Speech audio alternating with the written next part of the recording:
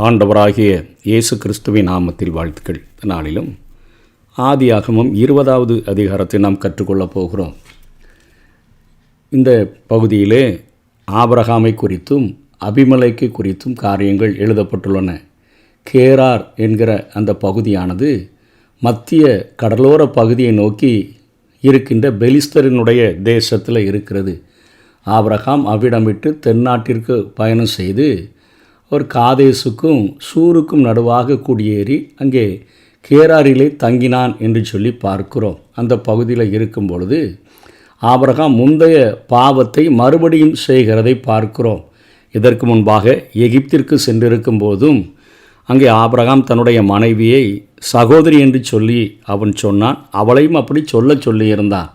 இப்போது அதே பாவத்தை மறுபடியும் செய்கிறான். சாத்தான் நம்முடைய பலவீனங்களை அறிந்து மறுபடியும் அதே சோதனைகளை கொண்டு வருவான் என்பதை இந்த நிகழ்ச்சி நமக்கு காட்டுகிறது. நம்ம எதில் திரும்ப விழக்கூடியவர்களாக இருக்கிறோமோ அதே பாவத்தை, அதே காரியத்தை, அதே சோதனையை கொண்டு வந்து விளை செய்வது அங்கே சாத்தானுடைய சூழ்ச்சியாக இருக்கிறது என்பதை நாம் இதிலிருந்து புரிந்து கொள்ள முடிகிறது. ஆனால் சாராளை காப்பாற்ற இன்னொரு முறையும் இரக்கத்தில் ஐஸ்வர்யமுள்ள ஒரு தேவன், ஏன்னா அவளிடத்தில் ஈசாக்கு பிறக்க வேண்டும் என்று சொல்லி அவருடைய திட்டத்தை அவர் தெளிவாக சொல்லியிருக்கிறபடியினால் அவர் அங்கே காக்கும்படியாக அவர் தலையிடுகிறதை நாம் பார்க்கிறோம். இந்த பகுதியில் தான் 3ஆம் வசனத்தில் தான் வேதாகமத்தில் சொப்பனம், அது கனவு என்கிற வார்த்தையானது முதலாக இது பயன்படுத்தப்பட்டிருக்கிறதை நம்ம பார்க்கிறோம். ஆகவே பார்வோனிடத்தில் இவர் என்ன பாவத்தை செய்தாரோ அதே பாவத்தை தான் இங்கே அபிமெலேக்கினிடத்திலும் அவர் செய்கிறார். அந்த எகிப்தில் நடந்த காரியம் நடந்து ஒரு 20 வருடத்திற்குள்ளாக ஆபிரகாம் மீண்டும் செய்கிறது நமக்கே நம்புகிறதற்கு அரியதாக இருக்கிறது. அவன் மீண்டும் சாராளை தன்னுடைய சகோதரி என்று சொல்லி உண்மையை மறக்க அங்கு முயற்சி செய்கிறதை பார்க்கிறோம். நாம் எப்பொழுது வேண்டுமானாலும் பாவம் செய்யக்கூடிய மனப்பான்மையுடன் இருக்கிறோம் என்பதையும் இது நமக்கு நினைவுபடுத்துகிறது. சாத்தான் நம்ம எதில் விழுவோன்னு நினச்சி அடிக்கடி அந்த சோதனையை நமக்கு கொண்டு வருகிறான். இன்னொன்று, நம்ம எந்த நிலைமையிலும் எந்த சூழ்நிலையிலும் கூட நம்ம பாவம் செய்யக்கூடிய ஒரு வழுகி போகிற இருதயம் உள்ளவர்களாக நம்ம இருக்கிறோம். ஆகவே நிற்கிறேன் என்று சொல்லுகிறவன் விழாதபடிக்கு எச்சரிக்கையாக இருக்க கடவன் என்று வேதம் சொல்லுகிறதே. ஆகவே நாம் ஜாக்கிரதையாக இருக்கிறதற்கு நம்ம ஒவ்வொரு நாளும் கருத்தாக இருக்க வேண்டும். இங்கே கேராரில் அபிமெலேக்கினிடத்தில் அவன் நடந்து கொண்ட முறை ஏறத்தாழ அவன் எகிப்தில் செய்த ஒரு வஞ்சக செயல் போலவே காணப்படுகிறது. ஆதியாகமம் 12வது அதிகாரம் 10லிருந்து 17 வரையிலும் பார்க்கும் பொழுது அங்கே எகிப்தில் பார்வோனிடத்தில் இதே போல தான் சொல்லுகிறான். ஈசாக்கினுடைய பிறப்பில் தனது நோக்கத்தை ஆண்டவர் நிறைவேற்ற வேண்டும் என்பதற்காக தேவன் இங்கே அவர் குறுக்கிட்டு இந்த காரியத்தை தடை பண்ணுகிறதை பார்க்கிறோம். அபிமெலேக்கை பார்த்து மிரட்டுகிறார். அபிமெலேக்கு சாகடிக்கப்படுவான் என்று அவன் அச்சுறுத்தப்பட்ட உடனே அவன் இங்கே அவளை திரும்ப அனுப்பிவிடுகிறதற்கு ஆண்டவரிடத்தில் பேசுகிறான். ஆண்டவரே, உத்தம இருதயத்தோடும் சுத்தமான கைகளோடும் இதை செய்தேன் என்று சொல்லுகிறான். அதாவது இன்னொருத்த மனைவியை எடுத்துக்கொள்ளுகிறதே பாவம் என்று உணராத ஒரு தேசத்தின் ராஜாவாக அவன் இருக்கிறான். இங்கே ஆண்டவர் அவனை தடுக்கிறதை குறித்து நம்ம பார்க்கிறோம். வரலாற்று நிகழ்ச்சிகளில் ஆண்டவர் வெறுமனே ஒரு பார்வையாளராக மட்டும் அவர் செயல்படுகிறவர் அல்ல. நம்ம மேலே அவருடைய நோக்கம் இருக்கும்போது தம்முடைய பிள்ளைகள் தங்களுடைய வாழ்க்கையில் அவர்கள் ஒரு தீய செயல்களை செய்ய முற்பட்டால் கூட ஆண்டவர் அந்த காரியத்தை ஆண்டவர் நமக்கென்று மிகுந்த இரக்கத்தோடு கூட உதவி செய்யக்கூடிய ஒரு ஆண்டவராக இருக்கிறார். இங்கே இந்த சம்பவத்திலிருந்து நம்ம பார்க்கும் பொழுது தேவனுடைய சிநேகிதனாகிய ஆபிரகாமை காட்டிலும் ஒரு புற சமயத்தை சேர்ந்த அபிமெலேக்கு அவன் நான் நீதி உள்ள கைகளோடு தான் இதை செய்தேன், இது சகோதரி தானே, அதனால் நான் மனமுடிக்க நான் ஆசைப்பட்டேன் என்று சொல்லுகிறான். உலகத்து மனிதனால் இங்கே விசுவாசி கண்டிக்கப்படுகிறதை பார்க்கிறோம்.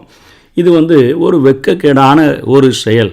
இன்றைக்கு ஆண்டவரால் அழைக்கப்பட்டு தான் தேசத்தை விட்டு கடந்து வந்து ஆண்டவர் சொல்லுகிற வார்த்தைகளின்படி செய்கிற ஆபிரகாம் இங்கே பயந்து ஒரு பாவத்தை செய்கின்ற பொழுது அவன் ஒரு புற ஆண்டவரை தொழுது கொள்ளாத, ஆண்டவருடைய அழைப்பை பெறாத ஒரு ராஜாவினாலே கண்டிக்கப்படுகிற காரியம் கொஞ்சம் இது ஒரு வெட்கக்கேடான ஒரு காரியமாக இருக்கிறது. இது ஒரு உண்மைதான். அதையும் கூட இங்கே அப்படியே ஆபிரகாம் சொல்கிறான், எனக்கு என்னுடைய மனைவி நிமித்தம் என்னை கொண்டு போடுவாங்கன்னு சொல்லி நான் நினைத்தேன். என் சகோதரி என்பதும் மெய்தான், பொய். இங்கே அவன் என் தகப்பனுக்கு குமாரத்தி, என் தாய்க்கு குமாரத்தி அல்ல. அம்மா 2 பேருக்கும் வேற, ஆனால் அப்பா ஒரே ஆள் தான் என்று நம்ம ஏற்கனவே இந்த வம்ச வரலாறை குறித்து படிக்கும் பொழுது தேராகினுடைய இன்னொரு மனைவியினுடைய மகள்தான் சாராள் என்று கற்றுக்கொண்டோம். அதை இங்கே சொல்லுகிறான், என் தகப்பன் வீட்டை விட்டு என்னை தேவன் தேசாந்திரியாய் திரியும்படி செய்யும்போது நான் அவளை நோக்கி, நீ போகும் இடமெங்கும் நீ என்னை சகோதரன் என்று சொல்வது எனக்கு செய்ய வேண்டிய தயை என்று அவளிடத்தில் சொல்லியிருந்தேன். அங்கே ஆண்டவரையும் கூட குற்றப்படுத்த நினைக்கிறான். ஆண்டவர் தான் என்ன தேசாந்திரியாக அவர் அலைய சொன்னார். அதனால் நான் போகிற இடத்துலலாம் உனக்கு ஒரு ஆபத்து வந்துடக்கூடாது, எனக்கு என்னை கொண்டு போட்டு விடக்கூடாது என்பதற்காக நான் இந்த காரியத்தை செய்ய சொன்னேன் என்று சொல்லி தேவனையே இங்கே குற்றப்படுத்துகிறதற்கு அவன் முயற்சி செய்கிறது போல தோன்றுகிறது. இருந்தபோதிலும் அவன் இன்னமும் தேவனுடைய மனிதன்தான். ஆகவே தேவன் அபிமெலேக்க அவனிடத்தில் அனுப்புகிறான். ஆபிரகாம் அபிமெலேக்கின் வீட்டார் அனைவருடைய மலட்டுத்தன்மை நலம் பெறும்படி இங்கே அவன் வேண்டுதல் செய்கிறதை பார்க்கிறோம். அதே போல் அங்கே சாராளும் கண்டிக்கப்படுகிறதை பார்க்கிறோம். அதாவது 16ஆம் வசனத்தில், பின்பு சாராளை நோக்கி, உன் சகோதரனுக்கு 1000 வெள்ளிக்காசு கொடுத்தேன், இதோ உன்னோடு இருக்கிற எல்லார் முன்பாகவும் மற்ற யாவர் முன்பாகவும் இது உன் முகத்து முக்காடாவதாக என்றான். இப்படி அவள் கடிந்து கொள்ளப்பட்டாள். அவளும் சகோதரன் சொல்லிட்டான். அதனால் அமைதிப்படுத்துகிறதற்கு கொடுக்கின்ற ஈட்டுத்தொகை என்கிற ஒரு அர்த்தத்தில் இந்த காரியத்தை செய்கிறான். அதாவது நான் இந்த பிரச்சனை இதோட அமைதியாகட்டும் என்பதற்காக இந்த காரியத்தை நான் கொடுத்திருக்கிறேன் என்று சொல்லி அவன் அங்கே அந்த காரியத்தை கொடுக்கிறதை நம்ம பார்க்கிறோம்.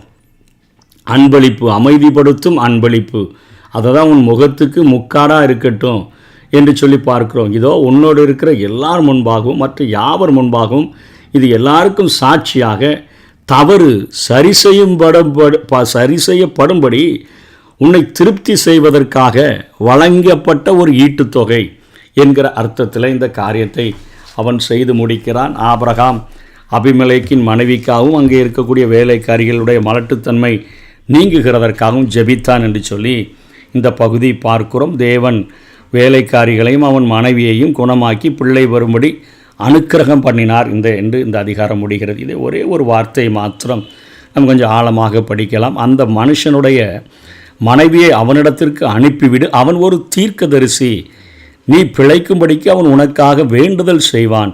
நீ அவளை அனுப்பி விடாதிருந்தால் நீயும் உன்னை சேர்ந்த யாவரும் சாகவே சாவீர்கள் என்று அறிவாயாக என்று சொப்பனத்திலே அவனுக்கு சொன்னார் என்று பார்க்கிறோம். அதாவது இவன் ஆண்டவரை தேசந்திரியா என்ன அலையிறதுக்கு பாதுகாப்பு இருக்கோ இல்லையோ தெரில, நானே தான் என் மனைவியை பாதுகாக்கணும், என்ன பாதுகாக்கணும்னு நினச்சிட்டு இவன் இங்கே காரியங்களை செய்கிறான்.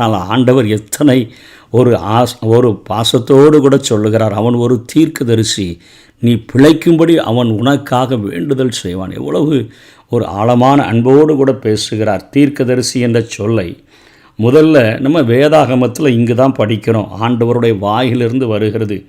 எபிரேய மொழியில் நபி, ரோவக், கோட்சே ஆகிய 3 சொற்களையும் அங்கே தீர்க்கதரிசி என்கிற அந்த அர்த்தத்தில் பயன்படுத்துகிறார்கள். இங்கு நபி என்ற சொல்லு தான் இங்கே பயன்படுத்தப்பட்டிருக்கிறதுப்பா. ஆபிரகாம் ஒரு நபி, அவன் உனக்காக வேண்டுதல் செய்வான். இந்த சொல் வேதாகமத்தில் இந்த நபி என்கிற வார்த்தையானது எபிரேய மொழியில் 135 முறை அது வருகிறது. இந்த சொல்லுக்கு தேவ வழிநடத்துதலுக்கு ஏற்ப செயல்படுகிறவர் என்று அர்த்தம். தேவனுடைய வழிநடத்துதலுக்கு ஏற்ப செயல்படுகிறவர் என்று அர்த்தம். ரோவேக் என்று சொன்னால் தேவனிடத்திற்கு அழைப்பவர் என்று சொல்லி அர்த்தம். கோட்சே என்று சொன்னால் தேவனை விளம்பரம் செய்கிறவர் என்று சொல்லி அர்த்தம். ஆனால் இந்த இடத்துல தேவனுடைய வழிநடத்துதலுக்கு ஏற்ப செயல்படுகிறவர். எப்போ நான் வழி நடத்துகிறதற்கு ஏற்ப செயல்படுகிற ஒரு தீர்க்கதரிசி என்று ஆண்டவர் சொல்லுகிறார். இவர் தேவனுடைய நாமத்தில் மக்களை அழைப்பவரும் தேவ செய்தியை விளம்பரப்படுத்தக்கூடியவருமாக இருக்க முடியும் என்று சொல்லி மற்ற அர்த்தத்தில் நம்ம எடுத்துக்கொண்டால் பார்க்க முடியும். இவர் தேவனால் தனிப்பட்ட முறையில் அழைக்கப்பட்ட ஒரு தீர்க்கதரிசி என்று சொல்லி இந்த இடத்துல அர்த்தப்படுத்தப்படுகிறது. மற்ற 2 அர்த்தங்களும், அதாவது தரிசிப்பவர் என்கிற இது நம்முடைய வேதாகமத்தில் 2 சாமுவேல் 24:11 வருகிறது. ஞான திருஷ்டிக்காரன் என்பதற்கு லோவக் என்ற அந்த சொல் பயன்படுத்தப்படுகிறது. தரிசனக்காரர் என்கிறதற்கு ஏசாயா 30:10 அந்த வார்த்தை, அதாவது கோட்சே என்கிற வார்த்தையானது ஞான திருஷ்டிக்காரர் என்று பயன்படுத்தப்படுகிறது. ஆனால் வேதம் முழுவதிலும் அங்கே 135 முறை நபி என்கிற வார்த்தை தான் அங்கே எபிரேய மொழியில் பயன்படுத்தப்பட்டிருக்கிறது என்று கண்டுபிடிக்கப்பட்டிருக்கிறது. முதல் தீர்க்கதரிசியாக இந்த இடத்துல அழைக்கப்படுகிறவர் ஆபிரகாமாக இருந்தாலும் அதற்கு முன்பு தீர்க்க தரிசனம் கூறியவராக ஏனோக்கு குறிப்பிடப்படுகிறார் என்று யூதாவில் நம்ம படிக்கிறோம். யூதா நிருபத்தில் 14வது வசனம் 15வது வசனத்தில் ஒரே அதிகாரம்தான் இருக்குது. அந்த இடத்துல ஏனோக்கு அங்கே தீர்க்க தரிசனம் கூறியவராக குறிப்பிடப்படுகிறார். ஆபிரகாமுக்கு பிறகு தீர்க்கதரிசியாக சிறப்பாக குறிப்பிடப்படக்கூடியவர் மோசே. உபாகமம் 34:10 நம்ம பார்க்கிறோம். அதே போல் யாத்ராகமம் 7:1 ஆரோன் மோசேக்கு தீர்க்கதரிசியாக இருப்பான் என கூறப்படுகிறது. இதற்கான பொருளை அந்த யாத்ராகமம் 4:16 பார்த்தோம்னா, இவ்விதமாய் அவன் உனக்கு வாயாக இருப்பான் என்ற சொல். அதாவது இதற்கு தான் அங்கே ஆரோன் தீர்க்கதரிசியாக உனக்கு பயன்படுத்தப்படுவான் என்று சொல்லப்படுகிறது. இவ்வாறு தீர்க்கதரிசிகள் தேவன் சொல்லிக் கொடுக்கக்கூடிய தொலைவின் காரியங்களை தரிசித்து, ரொம்ப நாட்களுக்கு பிறகு நடக்கக்கூடிய காரியங்களை தரிசித்து, தேவனுடைய வாயாக மக்கள் நடுவில் செயல்படுகிறவர்களைத்தான் நாம் தீர்க்கதரிசி என்று அழைக்கிறோம். அதாவது தொலைவில் ரொம்ப நாட்களுக்கு பின்பாக நடக்கக்கூடிய காரியங்களை தரிசித்து தேவனின் வாயாக மக்களுடைய நடுவில் செயல்படக்கூடியவர்கள் தீர்க்கதரிசி.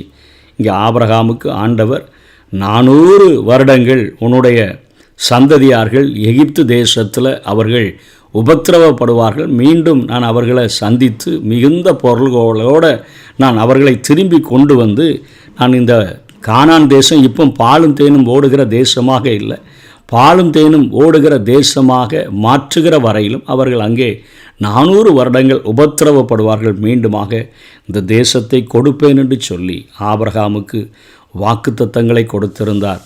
உன்னுடைய சந்ததியை ஒரு கடற்கரை மணல்களைப் போல, உன் சந்ததியை வானத்து நட்சத்திரங்களைப் போல நான் பெருக பண்ணுவேன். உன்னுடைய அந்த ஆபிரகாம் என்கிற பெயரின் மூலமாகத்தான் இந்த உலகத்தில் உள்ள சகல தேசத்தில் உள்ள மக்களும் ஆசீர்வதிக்கப்பட போகிறார்கள் என்கிற வாக்குத்தத்தங்கள் எல்லாம் ஆபிரகாமுக்கு ஆண்டவர் தொலைவில் நடக்கக்கூடிய காரியங்களை அத்தனை தெளிவாக சொல்லியிருந்தபடினால்தான் இங்கே ஆண்டவர் அவன் ஒரு தீர்க்கதரிசி, அவன் உனக்காக வேண்டுதல் செய்வான், அவனுடைய வாழ்விலும் அவனுடைய மனைவியினுடைய வாழ்விலும் நான் பெரிய திட்டத்தை வச்சிருக்கிறேன், அபிமெலேக்கு நீ அதை தடை பண்ணினால் நீ செத்து போவாய் என்று சொல்லி ஆண்டவர் பார்வையாளராக இல்லை, தன்னுடைய பிள்ளைகளுக்காக அவர் இறங்கி வந்து அவர் இங்கே வழக்காடுகிறதை பார்க்கிறோம், இறங்கி வந்து கிரியை செய்கிறதை பார்க்கிறோம், இறங்கி வந்து அவர் நம்மை அவர் காப்பாற்றுகிறதை பார்க்கிறோம்.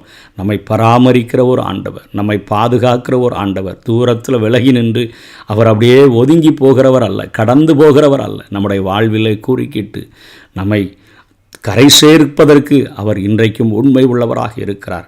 ஆகவே திரும்ப திரும்ப சத்ருவானவன் நம்முடைய வாழ்விலே நம்முடைய பலவீனங்களை அறிந்து நம்மை விழத்தல்ல நினைக்கும் பொழுது ஜாக்கிரதையாக ஒவ்வொரு நாள், ஆண்டவரே உம்முடைய கிருபைகளை எங்களுக்கு தாங்க, நாங்கள் பலவீன பாத்திரங்கள் தான் ஆண்டவரே, நான் நிற்கிறேன் என்று ஒருபோதும் சொல்ல முடியாதப்பா, நான் நிற்கிறேன் என்று சொல்லுகிறவன் விழாதபடிக்கு எச்சரிக்கையாக இருக்க கடவன் என்று வேதம் சொல்லுகிறதுனால ஒவ்வொரு நாளும் ஜாக்கிரதையாக பரிசுத்தத்தோடு கூட வாழ எங்களுக்கு உதவி செய்யுங்கன்னு கேட்போம். ஆண்டவர் நிச்சயமாக நமக்கு உதவி செய்வார். கர்த்தர் தாமே நம்மை ஆசீர்வதிப்பாராக.